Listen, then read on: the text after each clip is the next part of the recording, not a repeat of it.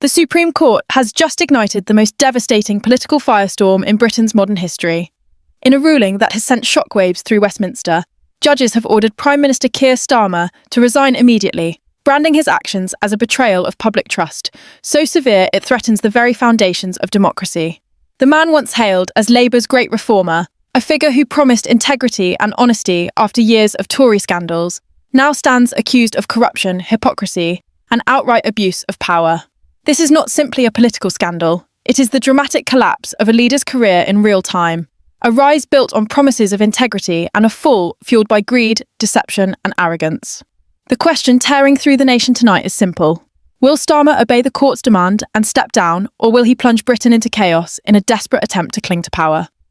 The story of Keir Starmer's rise and fall is nothing short of astonishing. He entered politics under a banner of hope, branding himself as the straight-talking prosecutor who would clean up politics and bring dignity back to government. He spoke of transparency, accountability and justice, values he claimed had been trampled under Conservative rule. Millions believed him, handing him the keys to number 10 in what was seen as a generational shift. For a brief moment, he appeared to embody integrity, a leader who could heal divisions and restore faith in democracy. Yet behind the carefully crafted image lay a reality that has now been brutally exposed. The Supreme Court's findings revealed not just financial irregularities, but a systematic pattern of deception and abuse of office that has left the nation in shock. The very man who promised to put an end to sleaze is now accused of being its chief architect. At the heart of the scandal is a staggering financial discrepancy that investigators could no longer ignore. Court documents revealed that £124,000 mysteriously vanished from Starmer's property and tax records. These missing funds were not the result of clerical errors or technical mishaps. They were traced to a web of offshore accounts, shell companies, and hidden transfers. But the money trail was only the beginning. The judgment laid bare how Starmer accepted more than £39,000 in undeclared luxury gifts, private flights to Mediterranean villas, cases of rare wines worth thousands, bespoke designer suits, and even a Rolex more expensive than the average Briton's yearly wage. These perks, quietly provided by billionaire donors, were not acts of generosity.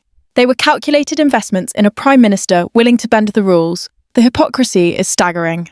While Starmer stood before the public railing against Tory corruption and tax dodgers, he was secretly pocketing favours from his wealthy backers. Leaked emails uncovered by investigators revealed donors demanding specific policy changes in exchange for their gifts. Even worse, the court confirmed that Starmer delivered. Regulations were loosened to benefit corporate interests. Investigations into powerful allies were abruptly shelved, and rivals who threatened his standing were systematically crushed. What emerged from the judgment was a chilling picture of a leader who weaponized his authority not to serve the people, but to protect himself and reward those who funded him. The Chief Justice's words cut like steel. No individual, not even the Prime Minister, is above the law. The fallout was immediate. Within moments of the ruling, Westminster was gripped by chaos. MPs stormed television studios to denounce their own leader, with senior Labour figures branding him a disgrace in a red tie. Protests erupted across London, swelling within hours into crowds demanding Starmer's arrest. Chants of "lock him up" thundered through Parliament Square as police in riot gear struggled to contain the anger. The Labour Party, once united behind their leader, began to fracture in real time. Cabinet ministers huddled in emergency meetings, drafting resignation letters, while advisers fled Downing Street in panic. Yet in the face of overwhelming evidence, Starmer refused to step down. In a defiant statement, he dismissed the court's verdict as a politically motivated coup, vowing to remain in power no matter the cost. That moment of arrogance transformed scandal into full-blown constitutional crisis. The Supreme Court's ruling did more than expose financial misconduct. It laid bare how the machinery of government was corrupted from within. Investigators detailed how Starmer allegedly used state institutions to silence journalists who came too close to the truth, leaned on regulators to sideline political opponents, and even ordered tax authorities to target critical donors. These revelations shocked even his staunchest defenders, who now whisper of betrayal in the corridors of Westminster. Britain has faced political scandals before, but never has a sitting Prime Minister been directly ordered by the courts to resign. And never before has a leader responded with open defiance. The nation now finds itself in uncharted territory, a showdown between the judiciary, the government, and the monarchy. Every passing hour deepens the uncertainty. The collapse of Starmer's credibility has rippled far beyond Westminster. Financial markets reeled within minutes of the verdict, with the pound plunging to historic lows as investors panicked over the instability. International allies expressed disbelief, with Washington issuing a midnight statement of grave concern and Brussels scrambling to prepare for fallout. Meanwhile, within Britain's borders, civil servants and advisors began refusing unlawful orders, openly declaring their loyalty to the Crown and Constitution, not a rogue administration. Even whispers of military unease have begun to circulate, with generals allegedly warning that they will not follow instructions from a Prime Minister found in contempt of the Supreme Court. The question facing Britain tonight is stark. Is this the end of Keir Starmer's career, or the beginning of a crisis that could tear apart the very fabric of democracy? The shockwaves from the Supreme Court's ruling are still rippling across Britain. But what makes this crisis even more dramatic is how quickly Keir Starmer's defiance has escalated it into something far greater than a scandal. What began as revelations about missing funds and undeclared luxury gifts has now turned into a constitutional standoff of unprecedented proportions. The atmosphere inside Number 10 is described by insiders as apocalyptic. Advisors fleeing in droves, shredders running through the night, and panic gripping every floor of the building. Yet at the heart of this storm, Starmer himself remains defiant, barricaded in his residence and declaring himself the victim of what he calls a judicial coup. His words have not calmed the nation. They have poured petrol on an already raging fire. For the first time in centuries, a British Prime Minister has openly rejected the authority of the highest court in the land. The consequences of such defiance are pushing the United Kingdom to the brink of a collapse, unlike anything seen in modern political history. The Supreme Court's judgment did not stop at financial misconduct. Buried within its pages were revelations that shook the foundations of British democracy. Court investigators presented evidence that Starmer had allegedly used the machinery of government to suppress dissent and manipulate outcomes to his advantage. Journalists who probed too deeply into his finances were threatened with lawsuits and harassment from state lawyers. Regulatory bodies were quietly leaned on to ensure that Reform UK was excluded from televised debates, and donors who criticised him suddenly found themselves the target of surprise tax audits. These findings were not mere allegations. They were backed by sworn testimony, leaked memos, and financial records. In the words of the Chief Justice, what Starmer oversaw was a systemic assault on the democratic process, designed to consolidate power and extinguish accountability. That kind of language, delivered from the highest court, is not just unprecedented, it is explosive. On the streets, the reaction has been immediate and visceral. Tens of thousands of protesters have descended on Westminster, waving placards that scream, "Starmer out," and "No one is above the law." Police in riot gear are struggling to contain the unrest as Parliament Square transforms into a battleground between furious demonstrators and security forces. Social media platforms are ablaze with viral footage of clashes, chants of "Lock him up" echoing through London as crowds grow by the hour. This is no longer a partisan dispute between Labour and its opponents. It is a national uprising against the idea that the rule of law can be ignored by the highest office in the land. Commentators warn that the country is standing on a knife's edge. If Starmer continues to defy the ruling, the protests could tip into full-scale civil disorder. Britain, long seen as a beacon of stability, is now at risk of descending into chaos. Even more dramatic has been the response from Buckingham Palace. Breaking with generations of silence, insiders revealed that King Charles cut short his private retreat and returned to London for emergency consultations. Behind the gilded walls of the palace, advisors are quietly preparing for the unthinkable, the use of the royal prerogative to dismiss the Prime Minister. This nuclear option, unused since 1834, is now being openly discussed as the only remaining safeguard against a rogue administration.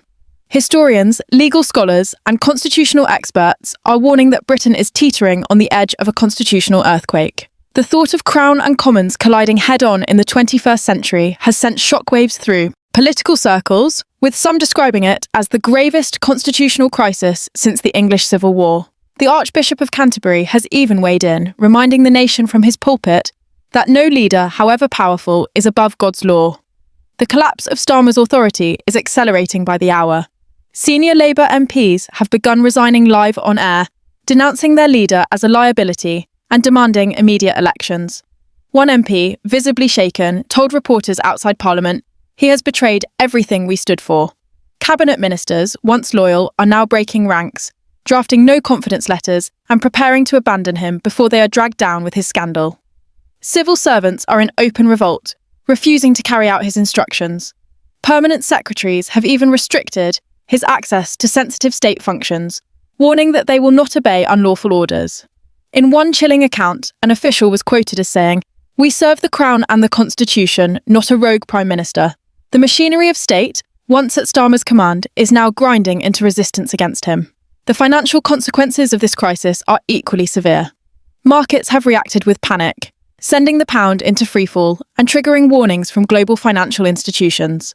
Investors are fleeing Britain as uncertainty grows, and economists are warning of a crash worse than the 2008 financial crisis if the standoff continues. Foreign governments, too, are stunned by the chaos. The White House has issued urgent statements expressing serious concern about Britain's stability, while European leaders are holding late-night summits to discuss contingency plans. NATO officials, alarmed by the disorder, have privately questioned whether Britain's fractured leadership can be relied upon in times of global emergency. The nation once hailed as the pillar of democratic stability is now viewed abroad as a country spiralling into constitutional meltdown. Perhaps the most chilling whispers are those emerging from the military. Reports suggest that senior generals have quietly informed the Defence Secretary that they will not carry out unlawful orders from Number 10. Eyewitness accounts claim armoured vehicles have been discreetly stationed in London, fueling speculation of military preparedness should the crisis escalate further. The prospect of armed forces intervening in politics, something unseen for centuries in Britain, has left the public both alarmed and transfixed. The mere suggestion that the military may be drawn into this crisis underscores just how extraordinary and dangerous the situation has become. The boundaries between democracy and authoritarianism are being tested to breaking point, all because one man refuses to relinquish power. The rise and fall of Keir Starmer has become the defining political drama of a generation. He was once hailed as the man who would restore trust in politics, a leader who built his reputation on integrity and justice. Now he stands as a symbol of betrayal, clinging desperately to office while the courts, the Crown, and the people unite against him. Every hour that passes without his resignation drags Britain deeper into turmoil. The Supreme Court has spoken. The monarchy is preparing to act. The people are rising in anger.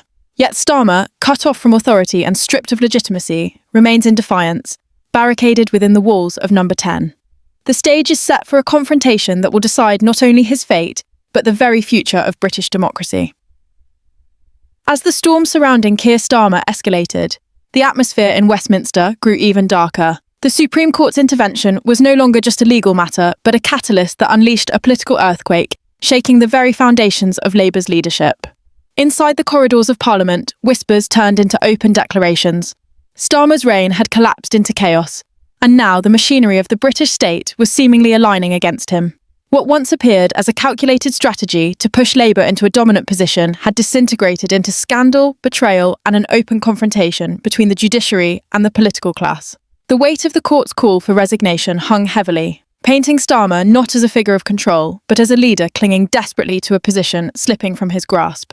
The irony could not be ignored. Here was a man who rose to prominence as a lawyer, a man who built his name on legal authority, now being undone by the very system he had championed throughout his career.